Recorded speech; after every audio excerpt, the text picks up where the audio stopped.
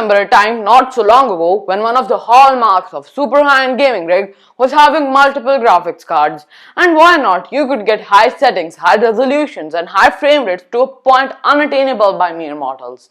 But here we are in 2020 and it almost seems like things have taken a step backwards and that it is becoming less and less common to see SLI and Crossfire setups.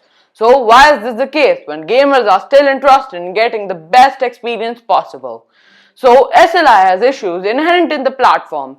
You see, in a dual GPU setup, each GPU renders every other frame in a process called alternate frame rendering, which makes intuitive sense. But not only do the cards have a hard time syncing up with each other, producing a visual glitch called microshutter, ARF also doesn't always play nicely with modern anti-aliasing methods that rely on the data from the previous frame to guess what the next frame will look like. And newer technologies haven't completely solved the problem that cards in the multi-GPU setups have communicating with each other. On the Nvidia side, although, there's a new bus called NVLink, which has greater bandwidth than a traditional SLI. Not all of its features, such as resourceful pooling, works with consumer-grade cards, as it was designed for professional GPU compute applications in mind, not gamers. New APIs such as Vulkan and DirectX 12 also haven't made the situation easier for the average consumer. You see, in the past, SLI and Crossfire took a more active role in handling the tasks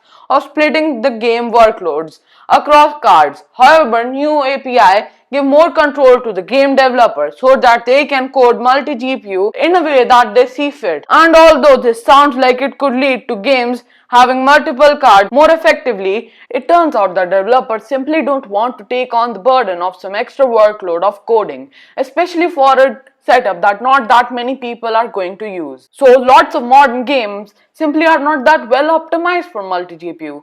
And as if all these issues weren't enough to keep gamers away from SLI and Crossfire, the fact that the cards are more powerful makes multi-GPU even less appealing. Although many of us marvel at 4K ultra-wide and multi-monitor gaming battle stations, the fact is that most gamers are still playing at 1080p and a solid current gen card can run most games at high or even maximum settings at smooth frame rates, which isn't necessarily the case just a few years ago. This means that the problem that multi-GPU had, buying two cards and then having a single card from the next generation come along and provide more similar performance, is even more pronounced nowadays. And with many gamers simply not caring about niche setups and diminishing returns of having the money to even afford them, if they do care, there hasn't been a compelling case for multi-GPU adoption. And of course, being surprised that SLI and Crossfire aren't more popular presupposes that graphically demanding games aren't dominating the market.